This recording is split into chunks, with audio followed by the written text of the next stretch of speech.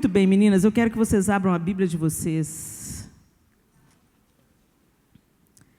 Em Gênesis capítulo 2, verso 18. Vamos pensar um pouco mais profundamente sobre isso. Tem uma palavra queimando no meu coração, porque a gente vai convivendo com mulheres e por todo o Brasil eu caminho e eu converso muito com mulheres. E a gente vê mulheres muito infelizes, a despeito de tudo que elas já conquistaram. Elas são profissionais bem-sucedidas, elas têm um ótimo salário, elas são independentes, já experimentaram de tudo na vida, e, no entanto, elas chegam à vida adulta frustradas. Como mães, muitas se sentem culpadas e querem compensar a ausência pelo trabalho, pela carreira, com coisas, o que gera um outro problema, gera uma geração utilitarista, né? Que aprende o valor da vida pelas coisas e não pelas pessoas. Os valores estão, o que eles dizem aí hoje é que eles estão se redefinindo, mas os valores bíblicos são eternos. Não dá para redefinir o que Deus definiu. E todas as vezes que o homem faz isso, ele entra num caminho perigoso, que parece ser bom, mas no final são caminhos de morte. Em Gênesis capítulo 2, verso 18, o texto diz assim: disse o Senhor Deus, não é bom que o homem esteja só, far-lhe-ei uma ajudadora idônea. Far-lhe-ei uma ajudadora idônea. Deus vinha falando, é bom, é bom, é bom, é muito bom, para tudo que ele fazia. A primeira vez que ele disse, não é bom, é quando ele olhou para o homem, ele viu o homem incompleto. Ele viu o homem sozinho. Embora o homem fosse a sua imagem e semelhança, faltava alguma coisa. Faltava a mulher. Então ele falou, eu vou fazer para ele uma ajudadora idônea. E a conversa, a nossa indisposição começa aí. Ajudadora idônea. Ajudadora? Tipo assim, auxiliar de escritório? Auxiliar de serviços gerais? A gente, não é, gente? Fala sério, né? Tem algumas palavras que estão em voga no século, né? Tipo, empoderamento. Vocês estão ouvindo essa palavra direto aí, né? Empoderamento da mulher. Aí vai falar com uma mulher que está buscando empoderamento e fala com ela assim, Deus mandou você ser auxiliadora. Um tapa na cara dessa mulher, não é? Mas se a gente olhar sob o prisma de Deus, com os olhos de Deus, a gente vai descobrir uma outra coisa.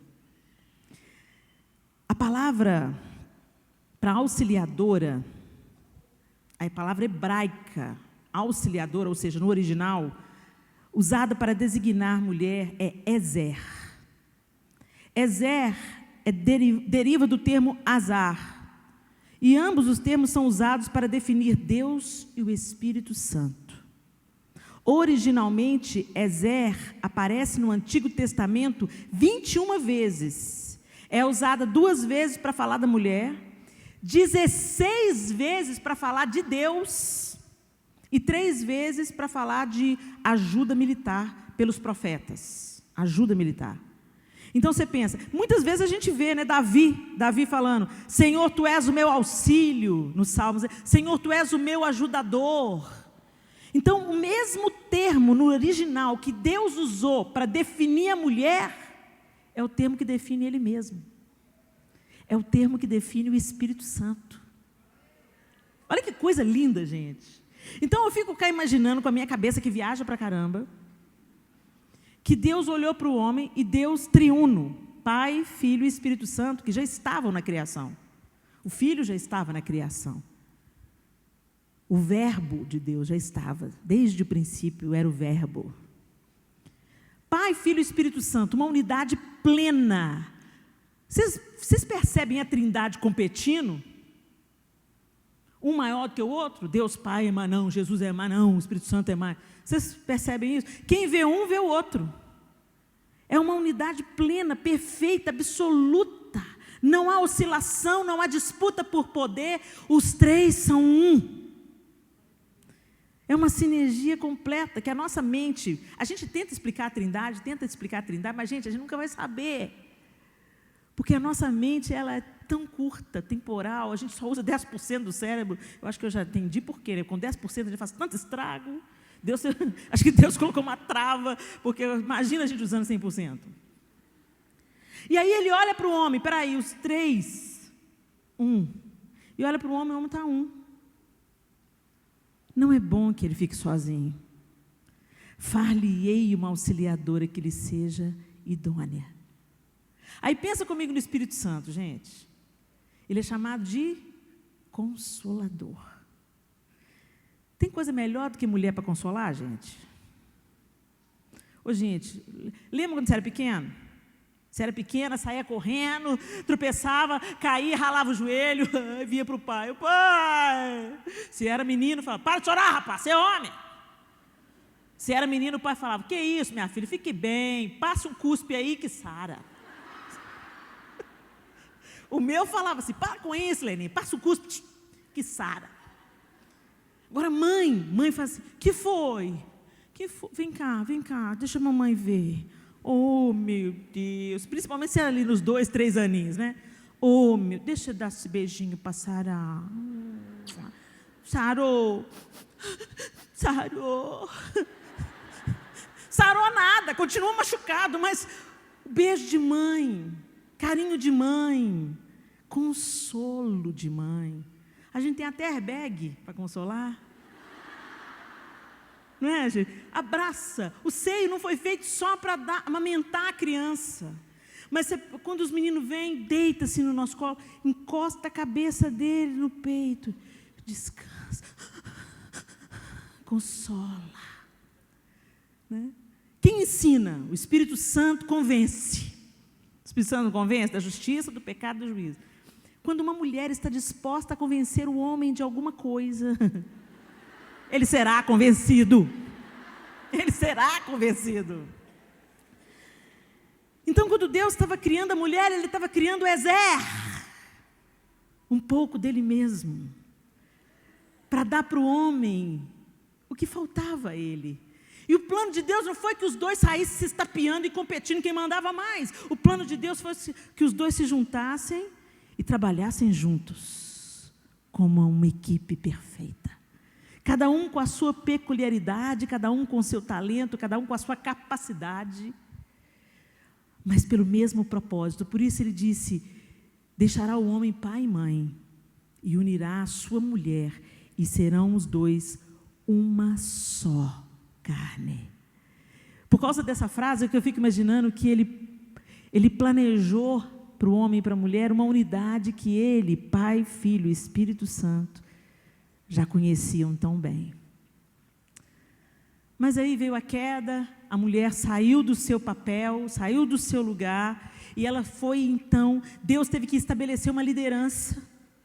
A liderança, Deus estabeleceu depois da queda. Deus falou para a mulher, o seu desejo será para o teu marido. Isso só aconteceu depois da queda. Porque cá entre nós, era poder demais, né, meninas? Numa mão desgovernada, poder demais dá problema. Então, Deus estabeleceu uma hierarquia, mas não para o homem abusar da mulher. Não para o homem subjugar a mulher. Tanto é que o apóstolo Paulo, lá em Efésios, ele diz que o marido ame a esposa como Cristo amou a igreja e assim mesmo se deu por ela. Cristo não abusa da igreja, não violenta a igreja, não apaga a igreja, não desencoraja a igreja, muito pelo contrário, Cristo adorna a igreja, Cristo levanta a igreja, Cristo cobre a igreja de autoridade, Ele a santifica, Ele cuida dela, Ele a protege, Ele morre por ela, e é esse o plano de Deus, em Jesus. Ok, a mulher caiu, a mulher então passou a ser estigmatizada, ela tem a marca do pecado, a pecadora. Tanto é que em outras religiões hoje, a mulher continua sendo estigmatizada e proibida de mostrar os seus cabelos, proibida de mostrar suas formas, porque o simples tornozelo da mulher ou os cabelos soltos são considerados pecaminosos. E exatamente nesse contexto, a gente vive isso ainda hoje, mas isso era muito forte na época que Jesus Cristo veio. Quando Jesus encarnou, a mulher era considerada um ser de segunda categoria. A mulher era aquela que era estigmatizada, ela é aquela que carrega a maldade, ela induz todo homem ao pecado, ela é aquela que pecou, ela caiu lá no Éden e até hoje ela faz estrago. Então a mulher começou a ser silenciada, trancafiada. A mulher não era permitido falar em público, porque o timbre de voz da mulher era considerado sedutor. A mulher não era considerada testemunha confiável. Ela não era chamada para testemunhar nos tribunais, porque mulher não era considerada confiável. A mulher não podia aprender como os homens podiam aprender, muito menos as leis da Torá. A mulher era marginalizada. E Jesus nasceu nesse contexto. E ele encarnou no ventre de uma mulher. Começa aí o resgate. O resgate da nossa feminilidade não se deu pelo movimento feminista. O resgate da nossa feminilidade se deu por Jesus Cristo. Quando ele encarnou no ventre de Maria, ele estava dizendo a reconciliação para a mulher. O Deus do universo colocou dentro de um vaso frágil, uma menina praticamente. Maria, pelos historiadores, deveria ter entre 15 e 17 anos. Ela era mais jovem do que a Lu. Ela era uma adolescente. O Deus do universo escolheu uma adolescente e mulher, naquele contexto cultural, para gerar nela o seu filho. E ele não parou aí, gente. Jesus podia ter aparecido, né? Já pronto, já feito, homem feito, lá no deserto para ser tentado. Até daria mais credibilidade para o ministério dele, não daria? Quem é esse aí? Ninguém sabe, ninguém viu de onde veio. Mas ele era filho de Maria, de José. Esse menino cresceu com a gente conhece esse moleque, rapaz. Agora vem dizer que é filho de Deus? Começa lá em Maria. Mas quando a gente vai desfilando pela palavra de Deus, a gente vai lendo a maneira como Jesus se relacionou com a mulher, a gente vê ele encarnado em Maria, no ventre de Maria, em Lucas, capítulo 1, a partir do verso 26, você lê essa história. Mas também teve a mulher do fluxo de sangue, uma mulher sofredora que gastou tudo que tinha com médico sem nada alcançar. Ela não alcançou nada. A mulher de fluxo de sangue não era apenas uma mulher que sofria, não era uma mulher que tinha ficado pobre, de tanto ir de médico em médico. A mulher do fluxo de sangue era uma mulher imunda. Pela lei judaica, ela não podia tocar em uma série de coisas, pelo estado do fluxo. Ela não era só uma mulher doente, ela era uma mulher cerimonialmente imunda. E essa mulher toca em Jesus, extrai virtude de Jesus. Gente, vocês acham que quando Jesus voltou, ele não sabia quem é que tinha extraído virtude dele? Ele conhecia os pensamentos dos fariseus. Os fariseus começavam a fazer umas perguntas meio atravessadas, ele já falava isso, isso e isso. Quando Simão estava lá na casa dele, e a mulher pecadora veio lavar os pés de Jesus, ele olhou para Simão e falou assim: o que é, Simão? O que você acha que é mais justo? E ele conta uma história para Simão para saber quem é mais perdoado, ama mais. Ele já conhecia os pensamentos de Simão. Quando ele vira, a multidão inteira estava apertando Jesus e ele pergunta: quem me tocou? Mestre, todo mundo está te tocando, mas alguém me tocou de um jeito diferente e extraiu vida de mim, extraiu virtude de mim. Ele sabia quem era aquela mulher. E ele deu voz para a mulher que não podia falar em público. Quem me tocou? E ele inquiria até que a mulher se apresentou, morrendo de medo, porque não era permitido falar em público. Fui eu, Senhor. Eu fico imaginando quando ela falou, fui eu. A galera da religião falou, imunda. Foi a imunda. Ela não tinha nem que estar na rua, tocando em todo mundo. Mas ela tocou, e não só tocou, extraiu virtude. E Jesus tornou esse ato público. Ele levantou esse ato diante dos olhos de todos. Vocês estão entendendo o que está acontecendo aqui? A imunda me tocou e tirou virtude de mim, porque eu vim para resgatar a mulher também. Eu tenho um plano para a mulher também. Como criador, eu tenho um lugar para a mulher, um papel para a mulher e um propósito para a mulher nessa sociedade. Vocês não estão entendendo? Não parou aí. Teve sua própria mãe, teve a mulher com fluxo de sangue, teve a mulher adúltera, culpada. Pela lei mosaica, ela tinha que ser apedrejada. Ela era culpada, ela era culpada. Todo mundo sabia que ela era culpada. E ela foi pega em flagrante adultério e trazida publicamente para todo mundo ver a vergonha dessa mulher. E Jesus quebra tudo quando ele fala, quem não tiver pecado, pode atirar a primeira pedra. Quando eles tiveram pelo menos a dignidade de reconhecer que eles também eram pecadores e saíram, Jesus perguntou, mulher, cadê aqueles que te acusavam? Não tem ninguém, Senhor. Eu também não te condeno. Vai e não peques mais. Ele deu o resgate da mulher encarnando no ventre de uma. Ele deu voz a uma mulher que não podia falar em público, uma mulher considerada imunda, desprezada pela sociedade, desprezada pela religião. Ele deu perdão e uma outra chance de recomeçar a vida para uma mulher que foi pega na cama com outro cara. E não para por aí. Ele foi a Samaria. Os samaritanos eram considerados uma raça não digna de confiança. Os judeus detestavam os samaritanos, eles não se davam, eles não se falavam. E o texto bíblico, se você for lá em João 4, você vai ver que o texto diz que era-lhe necessário passar por Samaria, mas não era uma necessidade geográfica. Ok, Samaria está entre a Judéia e a Galileia, mas os judeus evitavam o território samaritano, eles davam a volta, passavam por fora. Então a necessidade não era geográfica, a necessidade é porque tinha uma mulher lá na beira do poço que Jesus queria encontrar, e não só encontrar, se revelar a ela, e não só se revelar a ela, fazer dela a primeira evangelista em Samaria. E a coisa era tão séria que ele dispensou os outros 12 discípulos.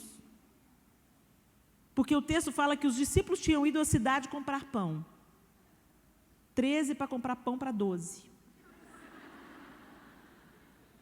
Fala sério, né? Foi um despacho geral. Vamos embora, gente, bora comprar pão? Vamos? Porque até eu explicar para esse cabeção do Pedro, que eu estou falando, com uma mulher samaritana que já teve 5 maridos, vai dar um cacho. Comprar pão, Pedro! Vai, gente, vai comprar pão, deixa sozinho, que eu tenho um papo para tratar aqui com a minha parceira. Vai virar a primeira evangelista em Samaria. E quando eu vejo a conversa de Jesus com aquela mulher, gente, eu piro, gente, eu piro. Que coisa linda! Era uma mulher que tinha sido 5 maridos. Samaritana, mulher, tudo contra ela. Era tão absurdo que Jesus estava pedindo para ela, quando ele falou assim, me dá de beber. Ela falou assim, como é que você está me pedindo de beber? O senhor não tem com que tirar a água, o poço é fundo. O senhor está pedindo para mim que sou mulher samaritana? Não era nem para o senhor estar falando comigo, eu sou samaritana, hello? Mas Jesus fala e pede água. Gente, o negócio era tão sério entre os judeus e os samaritanos, que um judeu tomar água na cuia ou comer no prato de samaritano, ele ficava imundo, cerimonialmente impedido de adorar durante alguns dias. Eu não sei quantos dias, mas ficava um tempo isolado. Você não pode adorar, comeu no prato do samaritano. E Jesus pede para beber na cuia dela. Dá água aí.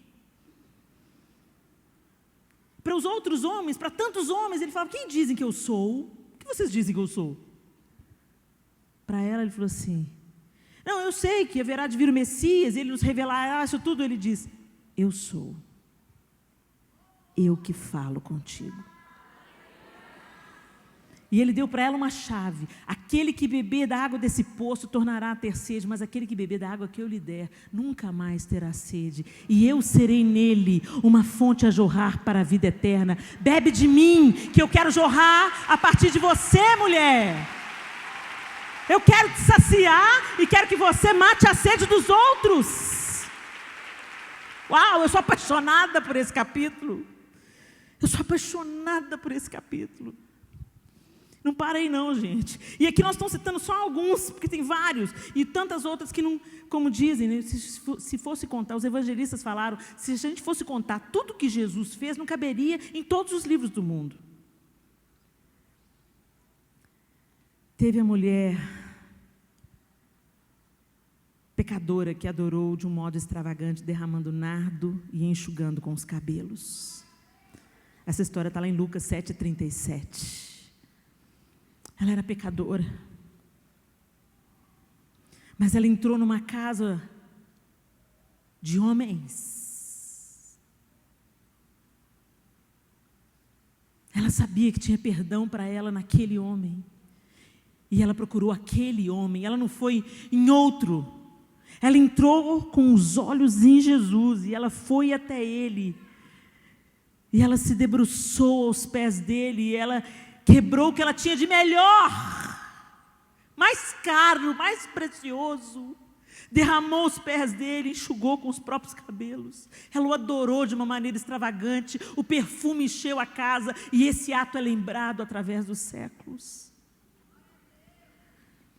E ele virou para ela e disse: estão perdoados os seus pecados. Teve a mãe cananeia. Vocês lembram da mãe? A mãe desesperada, procurando uma cura para a filha endemoniada. E Jesus vai testando a fé dessa mãe, vai quebrando as estruturas de orgulho dessa mãe, com as respostas duras, com as respostas ríspidas, mas atraindo essa mulher. Continua, vai, continua. Continua buscando o que você veio buscar, que eu quero te dar, mas você vai ter que se humilhar, você vai ter que se dobrar. Essas estruturas de orgulho em você vão ter que cair, para você receber da minha mão o que eu quero te dar. E quando ele diz para ela, mas quando ele fala assim, não é lícito dar o pão dos filhos aos cachorrinhos, e ela disse: Senhor, mas os cachorrinhos comem das migalhas. Uau! Vai, por essa palavra, sua filha está curada. Por que a gente tem medo de se humilhar?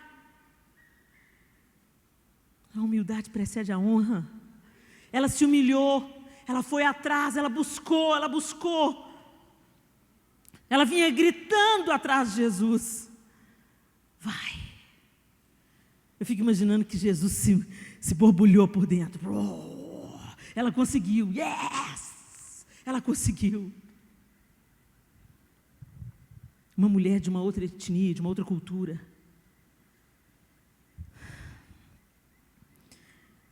Teve Marta e Maria.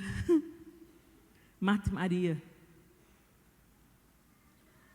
Marta e Maria, uma aprendendo e a outra criticando. Primeiro, foi uma coisa absurda ele ter permitido uma mulher se assentar no meio deles para aprender. Não era permitido. Numa sociedade que a mulher não recebia ensino, Jesus não apenas ensinou a Maria, mas advertiu Marta. Ela está pegando a melhor parte. Em outras palavras, senta aí, Marta, aprende também. Depois, mais tarde, com Marta e Maria, novamente no episódio que elas perdem Lázaro, foi com uma mulher, foi se pulsando junto com um coração de mulher, que o Salvador da terra chorou. Ele já sabia que ia ressuscitar Lázaro, mas ele sabia o que aquele coração de mulher estava sentindo: dor, perda, luto, desesperança. Ele não chorou apenas por Lázaro, ele chorou por identificação com a dor daquela mulher. Que Jesus é esse? Naquele contexto, Jesus usou uma viúva pobre. Essa história está em Lucas 21, logo no início do capítulo. Uma viúva pobre foi usada como exemplo de entrega e generosidade. Essa veio e depositou tudo que tinha. É isso que captura o meu coração. E finalmente, em Marcos 16, 9. Maria Madalena, que tinha sido liberta de 7 demônios, feita discípula de Jesus, servia ao ministério de Jesus, ela foi a escolhida para Jesus aparecer ressurreto. No nascimento, do nascimento até a sua ressurreição, ele veio resgatando a mulher, levantando a mulher, dando voz à mulher. Isso é empoderamento. Não é o que dizem aí que é empoderamento feminino. Isso é empoderamento.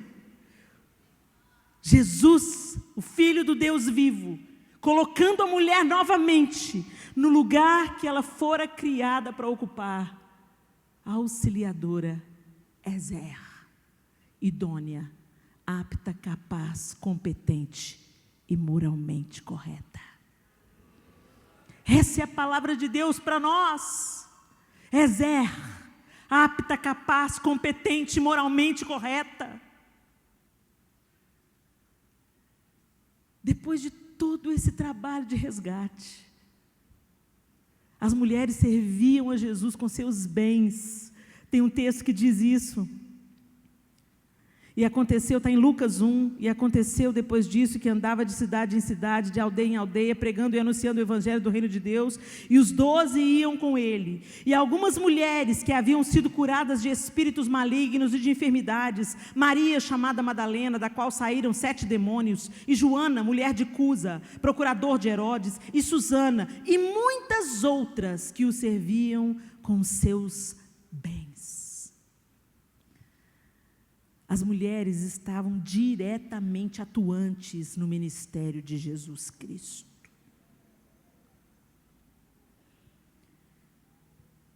Por que a gente está brigando por poder? Por que a gente está tentando provar para as pessoas que a gente tem valor? Por que a gente está correndo atrás do vento? Trabalhando, e muitas aqui têm que trabalhar para pôr o arroz com feijão dentro de casa. Mas tem muitas de nós que trabalham para se sentirem empoderadas, apoderadas. Muitas trabalham por causa da pressão da sociedade. Você depende do seu marido? Muitas trabalham para mostrar para a amiga que venceu na vida. Tem a bolsa de marca, o carro do ano e um coração estraçalhado. Um casamento destroçado. A história de tantos abortos na ficha. A dor da solidão. A dor do abandono. Para que a gente está brigando tanto para conquistar o que Jesus já conquistou para nós? Para que a gente está se estapeando por posição de poder, sendo que Jesus nos levantou e nos recolocou no lugar de honra, preciosas, influenciadoras, educadoras. A questão não é a gente ter uma carreira, a questão é que a gente está dando a excelência para o patrão e o resto para a família.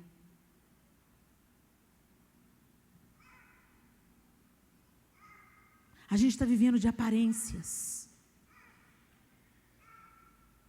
gastando o que não tem, se endividando para parecer o que não somos. Tão distantes do plano de Deus para a gente. Não reconhecemos, às vezes, a preciosidade dos homens que passam pelo nosso caminho, a começar no nosso próprio pai.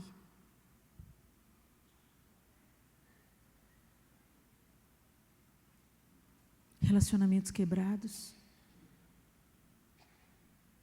frustrações, e a gente continua cavando poços, nos esforçando para conquistar, para mostrar, para aparecer, e nos distanciando novamente do plano de Deus para a nossa feminilidade. Ezer, aquela que consola, aquela que ensina, aquela que cura, aquela que influencia, aquela que cuida, aquela que defende o seu lar. Ezer,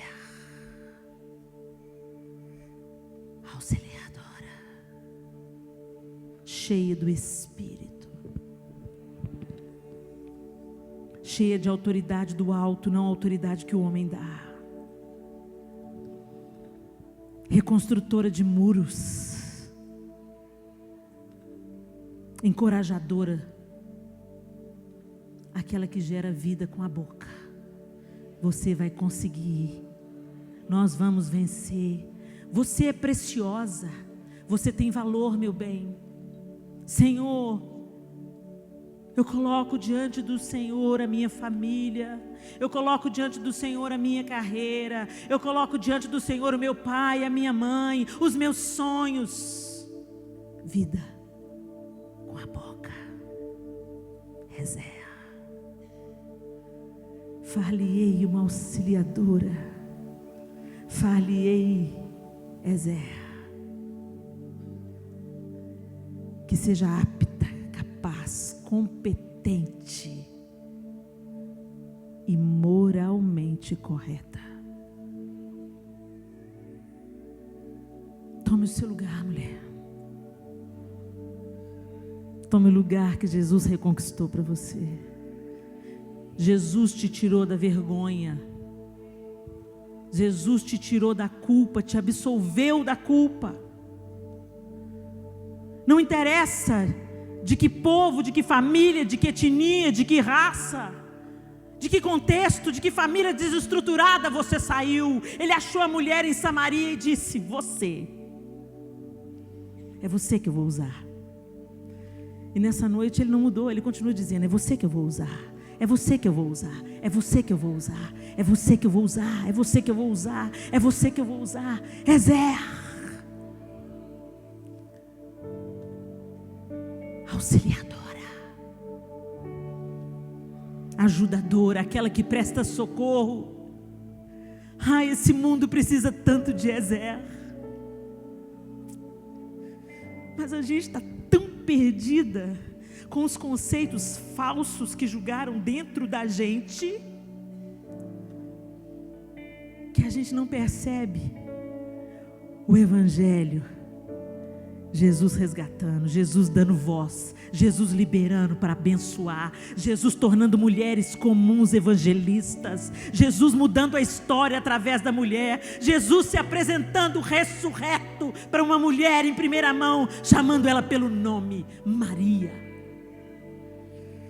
Fique de pé no seu lugar. Feche os seus olhos e fale: Senhor, eu quero ser tudo que o Senhor sonhou.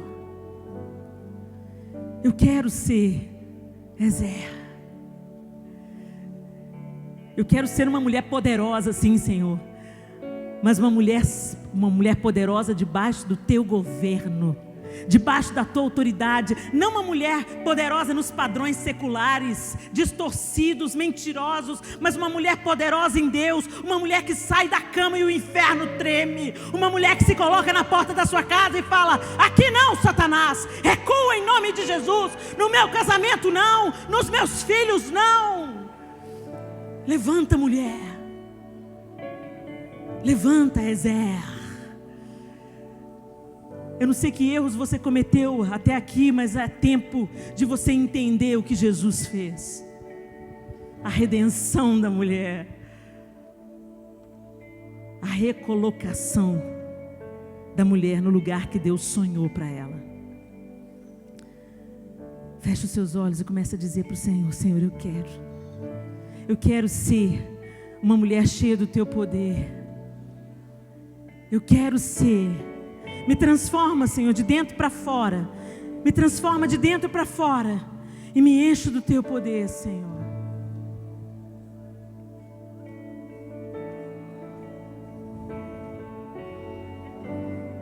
Transforma-me, Senhor, de dentro para fora.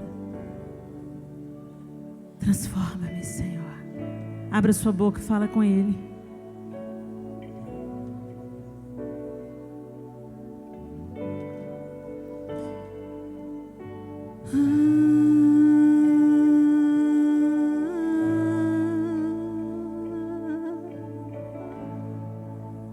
Transforma-me, Senhor.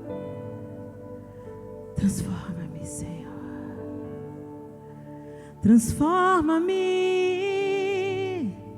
de dentro para fora. Transforma-me, Senhor.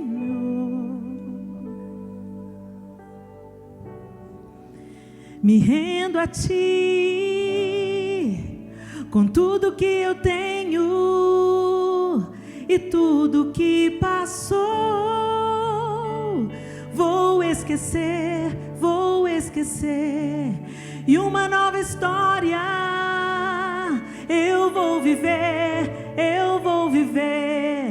para a Sua glória. Eu quero ser uma mulher transformada, ser uma mulher restaurada, cheia do poder de Deus, cheia do poder de Deus. Eu quero ser uma mulher que adora, ser uma mulher que ora, cheia do poder de Deus, cheia do poder de Deus.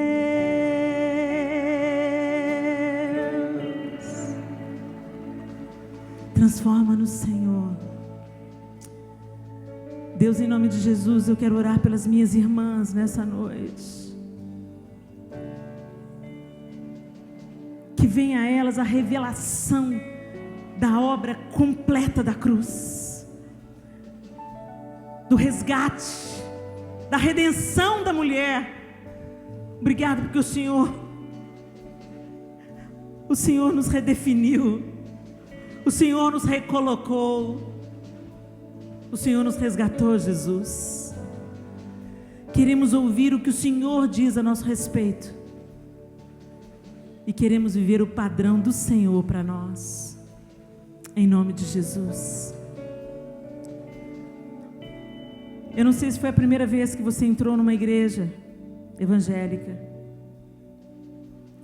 Também não sei se você já fez uma oração de entrega a Jesus como seu Senhor e Salvador.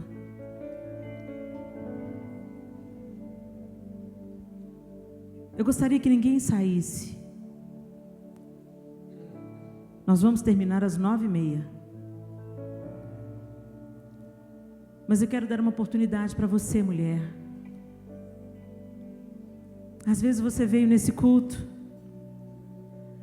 você tem tantos conceitos e preconceitos, mas você veio porque você está buscando algo. Você veio porque você está bebendo das águas dos poços e está tendo sede de novo. Está tendo sede de novo. E como aquela mulher à beira do poço, Jesus disse a ela Quem beber dessa água tornará a ter sede, mas quem beber da água que eu lhe der nunca mais terá sede, mas eu serei nele uma fonte a jorrar para a vida eterna. Você está precisando dessa fonte para matar a sua sede e para matar a sede de quem está ao seu redor.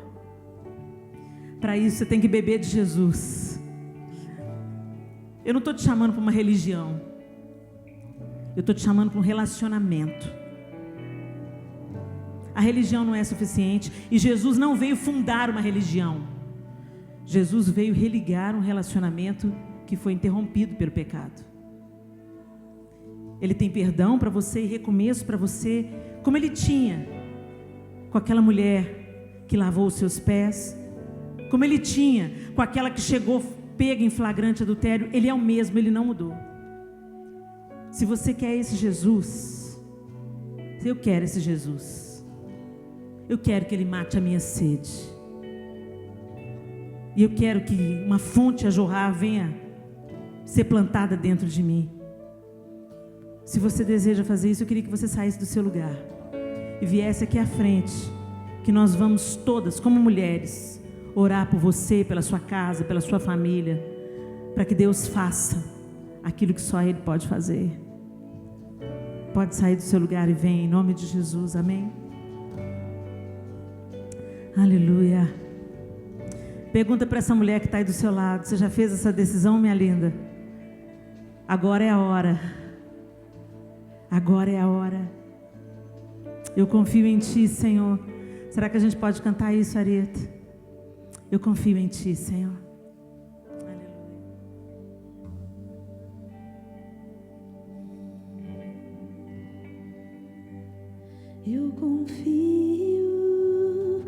Eu confio em Ti, eu confio em Ti, eu confio em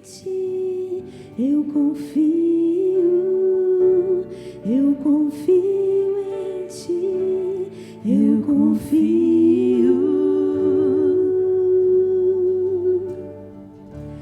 escudo e proteção acima da razão.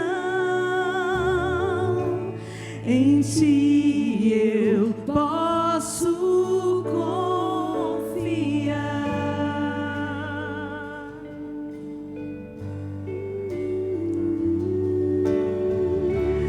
Tua força me faz crer além do que eu posso ver. Em Ti eu posso confiar. Eu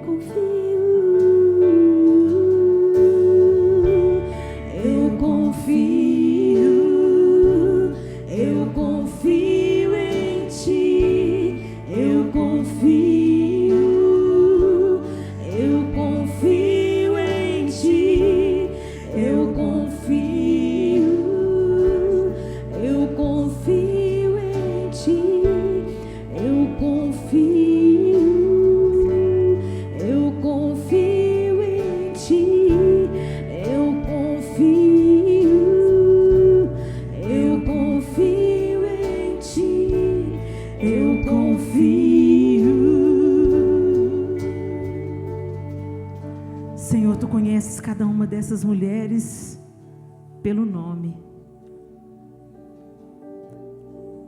O Senhor sabe de suas dores, de suas culpas, de suas tristezas, como ninguém sabe.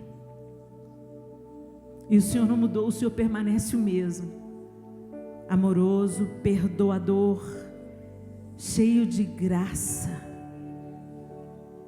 Eu oro por cada uma delas, Senhor. Como Tua igreja, nós erguemos as nossas mãos e repreendemos dessas vidas todo o poder das trevas, em nome de Jesus. Clamamos que elas sejam alcançadas pela tua mão, pelo teu perdão, pela reconciliação que a cruz construiu entre nós e Deus Pai. Em nome de Jesus, nós as liberamos, Senhor, para avançar. Em nome de Jesus. Vocês que estão aqui à frente, eu queria que vocês repetissem comigo uma oração pela fé. Vocês podem fazê-lo? Vocês não vão confiar em mim, vocês vão confiar nele. Feche os seus olhos e pela fé repita comigo: Senhor Jesus, eu creio na obra da reconciliação que foi feita na cruz. Eu creio na salvação que existe no Senhor, e eu me rendo à autoridade do teu nome. Eu te peço perdão pelos meus pecados, por todos os equívocos, todos os meus erros. Eu coloco aos teus pés cada uma das minhas dores, minhas angústias, decepções. Eu confio em ti. Reconstrói o que só o Senhor pode reconstruir. Cura o que só o Senhor pode curar. Perdoa e lava no teu sangue poderoso toda injustiça e todo pecado. O Senhor, a partir de agora, é o meu dono, meu Salvador, único e suficiente. Eu confesso, não há nenhum outro, só o Senhor é o caminho, a verdade e a vida. Eu tomo essa vida, eu entro por esse caminho, eu te recebo como meu Senhor e Salvador. Amém e amém. Aleluia! Aleluia! Nós queremos anotar o seu nome para manter contato com vocês. Na primeira quarta-feira do mês que vem, vocês também encontram com a gente. Você mora longe. Jesus Christ. Ela veio 300 quilômetros para aceitar Jesus. Oh, Deus bom! Maravilhoso. Então, lá onde você mora, procure uma igreja que ensine a Bíblia para você ser discipulada. Você vai cuidar dela direitinho? Beleza. Então, quem não tem assim uma pessoa para cuidar tão de pertinho, nós queremos pegar o seu telefone, o seu endereço. Acompanhe aqui, vocês vão sair aqui pela minha esquerda aqui.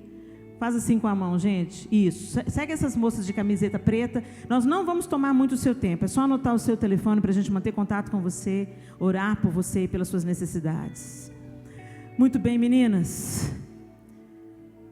Que o Senhor te abençoe e te guarde. Que Ele te leve para casa debaixo da sua segurança e proteção. Que nenhuma arma forjada contra você prospere. E que você seja uma luz pulsante, uma tocha acesa, Ezer, por onde você andar. Para o seu pai, para sua mãe, para os seus irmãos, para o seu marido, para o seu namorado, para o noivo, para os amigos do trabalho, para o seu patrão. Ezer, em nome de Jesus, amém. Na primeira quarta-feira de maio, estaremos juntas, se Deus quiser. Um beijo.